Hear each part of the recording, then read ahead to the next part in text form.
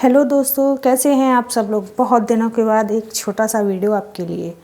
तो आजकल चल रहे हैं टेसू और झेंझी खेलने की प्रथा। तो टेसू और झेंझी की लोक कथा के बारे में हम आपको बताते हैं कि क्या है ये।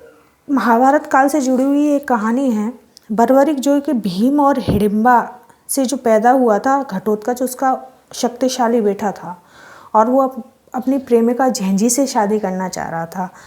तो जब वो उसकी शादी हो रही थी तो उसकी प्रेमिका झेंझी को उसके घर वालों के द्वारा मार दिया गया, यानी झेंझी के घर वालों के द्वारा। तो इस प्रकार उनकी जो प्रेम कथा थी वो अधूरी रह गई।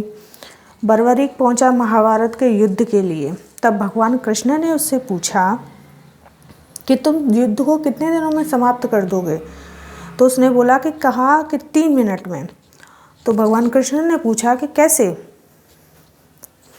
तब उसने कहा कि मेरे पास ये 3 तीर हैं, मैं उनके ज़रिए ये सारा युद्ध ख़त्म कर सकता हूँ और मैं कमज़ोर पक्षों की तरफ से लड़ूंगा।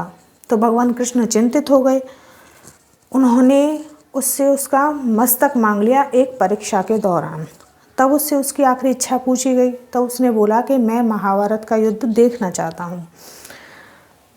भगवान कृष्ण ने 3 तीरों पर उसका सर टिका दिया और एक पर्वत पे स्थित कर दिया कि आप यहाँ से पूरा महाभारत का युद्ध देखिए।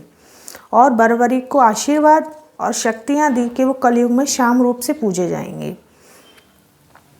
इसी बर्बरिक को खाटू श्याम के अलावा 3 तीरों पर टिके मस्तक वाले रूप के नाम जो है वो टेसू है, उसके नाम से भी याद किया जाता है। इनकी प्रेमिका झेंझी से विवाह करने के लिए 5 दिन घर घर जाकर इन्होंने भिक्षा मांगी थी। शरद पूर्णिमा के दिन टेसू का विवाह होता है। तो उसकी जो शादी अधूरी रह गई थी, तो फिर हम क्या करते हैं, उसको टेसू को अलग कर देते हैं। और झेंझी की भी हत्या हो गई थी। सो विवाह करने वाले दुखी जन झेंझी को भी फोड़ देते हैं। ये एक छोटी सी लोक कथा है टेसू और झेंझी को लेकर। तो दोस्तों, आप मुझे बताइए कि आपको पता था, क्या आप इस कथा के बारे में जानते थे।